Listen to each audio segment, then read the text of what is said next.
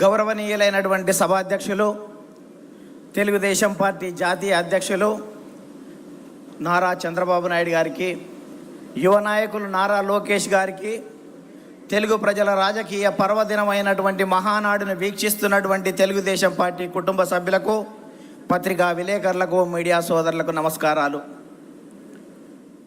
ఈ మహానాడు వేదికపై 44 సంవత్సరాల తెలుగుదేశ ప్రస్థానంపై మాట్లాడే అవకాశం ఇచ్చిన జాతీయ అధ్యక్షుల వారికి ధన్యవాదాలు తెలియజేస్తున్నాను. రామన్న రూపుదిద్దిన పార్టీని, చంద్రన్న తీర్చిదిద్దిన పార్టీని నారా లోకేష్ గారు తుదిమేరుగులు దిద్దుతున్నాడని ఈ సందర్భంగా మీ అందరికీ కూడా గుర్తు చేస్తున్నాను. ఈ మహనీయుడు పెట్టినటువంటి తెలుగుదేశం ప్రస్థానంలో మనమందరం మమేకమయ్యాం. 44 సంవత్సరాలుగా తెలుగు జాతి కీర్తిని జాతీయ అంతర్జాతీయ వేదికలపై రెపరెపలాడించినటువంటి చరిత్ర మనది అని సందర్భంగా గుర్తు చేస్తున్నా.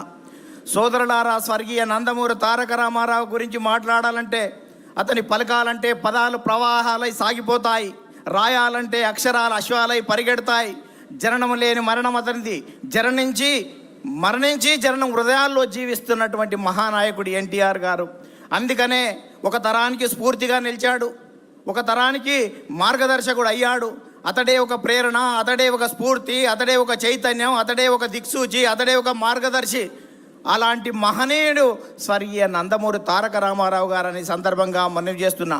నటుడిగా, నాయకునిగా, సామాజికవేత్తగా, సాంఘిక సంక్షేమ ప్రదాతగా చరిత్రలో సుస్థిరం సాధించినటువంటి స్వర్గీయ నందమూరి తారక రామారావు గారు విలాసవంతమైనటువంటి సినీ జీవితం ఉన్నప్పటికీ ఇవాళ నటనలో అఖిలాంధ్ర ప్రజాగం నీరాజనాలు అందుకుంటున్న వేళ, తెలుగువాడిలో ఆత్మగౌరవం అడుగంటిపోతున్నటువంటి వేళ, ఢిల్లీ పురవీధుల్లో దిగజారుతున్న తెలుగువాడి ఆత్మగౌరవాన్ని పరిరక్షించాలని, 2000 సంవత్సరాల చరిత్ర కలిగినటువంటి తెలుగు జాతికి గుర్తింపు దక్కాలని, గాఢాంధకారంలో ఉన్నటువంటి తెలుగు జాతికి వెలుగులు ప్రసాదించాలని, గడీలలో ఉన్నటువంటి రాజకీయాన్ని గరీబోళ్ళ ముందు ఉంచాలని, అధికార పార్టీ అంతులేని అరాజకాలకు అడ్డుకట్ట వేయాలని ఇవాళ తెలుగుదేశం పార్టీని స్థాపించినటువంటి చరిత్ర స్వర్గీయ నందమూరి తారక రామారావు గారిదని సందర్భంగా మనవి చేస్తున్నా.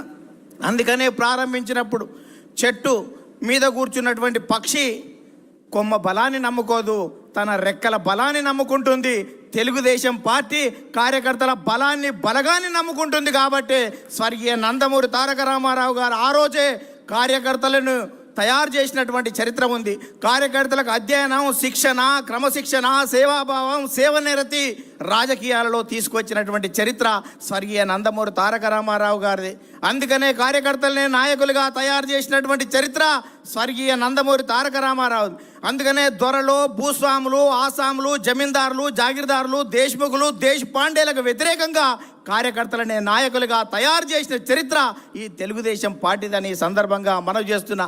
ఈ 44 సంవత్సరాల తెలుగుదేశ ప్రస్థానంలో గ్రామాలకు మౌలిక సౌకర్యాలు ఇచ్చాం, ప్రజలకు సంక్షేమ ఫలాలు అందించాం, ప్రజలకు రాజకీయ చైతన్యం ఇచ్చాం, బలహీన వర్గాలకు రాజకీయ జీవితం ఇచ్చాం, సామాజిక మార్పులకు శ్రీకారం చుట్టాం, ఆర్థిక అభివృద్ధికి అందలం వేశాం, నిమ్న జాతుల ఉద్ధరణ కోసం, బడుగు జన ఉద్ధరణ కోసం బాటలు వేశాం, దేశ రాజకీయాలనే సమూలంగా మార్చివేసినాం, రాష్ట్ర రాజకీయాలని, దేశ రాజకీయాలను ప్రపంచవ్యాప్తంగా మార్చివేసినాం.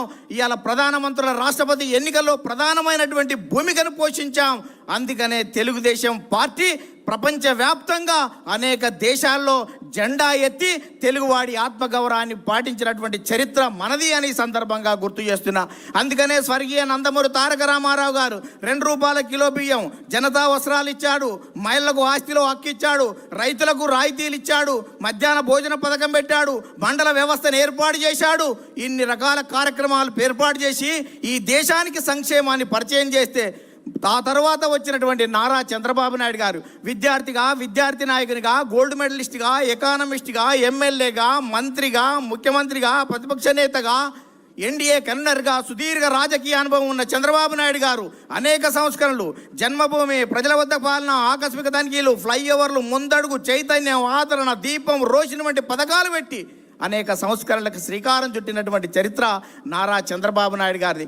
అందుకనే 44 సంవత్సరాలు గడుస్తున్నా నారా అంటే జనం రారా అని పిలుస్తున్నటువంటి చరిత్ర ఈ రాష్ట్రంలో ఉందని. అందుకనే చంద్రబాబు నాయుడుకు ప్రపంచవ్యాప్తంగా ఉన్నటువంటి అవకాశాలను యువత పునికి పుచ్చుకొని వెదికి పట్టుకోవాలనే ఉద్దేశంతో ఇవాళ విద్యకు ప్రాధాన్యత ఇస్తే ఇవాళ హైదరాబాద్ ఉమ్మడి రాష్ట్రంలో మైక్రోసాఫ్ట్ వచ్చింది, ఇన్ఫోసిస్ వచ్చింది, IRDA వచ్చింది, IIIT వచ్చింది, నల్సార్ వచ్చింది, నిఫ్ట్ వచ్చింది, ఇవాళ నేషనల్ కన్స్ట్రక్షన్ వచ్చింది, బయోటెక్నాలజీ పార్కు వచ్చింది, హైటెక్ సిటీ వచ్చింది, శిల్పారామం వచ్చింది. ఇవాళ భారతదేశంలో ప్రపంచంలో తెలుగువాడి ఖ్యాతిని నలుదికల విస్తరించినటువంటి చరిత్ర ఇవాళ చంద్రబాబు నాయుడు గారు దాన్ని ఈ సందర్భంగా గుర్తు చేస్తున్నాను.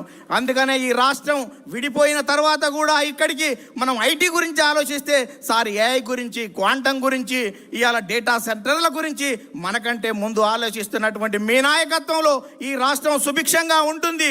తెలుగు జాతి కీర్తి కోసం మీరు ఎంత ముందుకు వెళ్ళినా మేము రావడానికి సిద్ధంగా ఉన్నామని ఈ సందర్భంగా గుర్తు చేస్తూ యువ నాయకుడు నారా లోకేష్ గాలిపటంలా ఎంత గాలి ఎక్కువ వస్తే గాలిపటం పైకి ఎగిరినట్టు ఇవాళ అనేక రకాలుగా ఇబ్బందులతో ఎదిగినటువంటి నారా లోకేష్ గారి నాయకత్వంలో భవిష్యత్తులో మరింత రాజుదేల్తామని ఈ సందర్భంగా గుర్తు చేస్తూ ఒక చిన్న కథ ఈ రాష్ట్రంలో ఉన్నటువంటి ప్రతిపక్ష పార్టీలకు అందరికీ గుర్తు చేస్తాను. ఒక 2 రాజులు పోరాటం చేసేటప్పుడు ఎవరో ఒకరు గెలుస్తారు, గెలిచిన వారు ఓడిన వారికి మరణశిక్ష విధించాలని చెప్పారంట. 2 రాజులు పోరాటం చేసిన తర్వాత ఒక రాజు ఓడిపోయిన తర్వాత గెలిచిన రాజు ప్రజలే చెప్పారు కాబట్టి మరణశిక్ష వేయమని చెప్పాడంట. మరణశిక్ష వేసే సమయంలో ఆ తాడు తెగిపోయింది.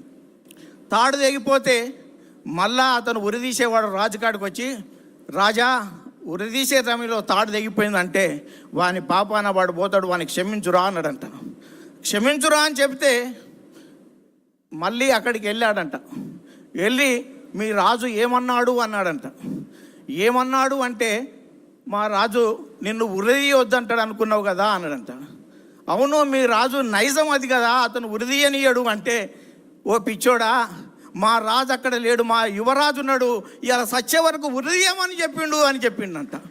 అందుకనే రాష్ట్ర రాజకీయాల నుంచి ఇప్పటి నుంచి మాట్లాడేటువంటి నాయకులు భవిష్యత్తులో తెలుగుదేశం పరిణామాలు ఏ రకంగా ఉంటాయో గుర్తుపెట్టుకోవాలని మీ అందరికీ గుర్తు చేస్తూ ముగిస్తున్నాను. ధన్యవాదాలు.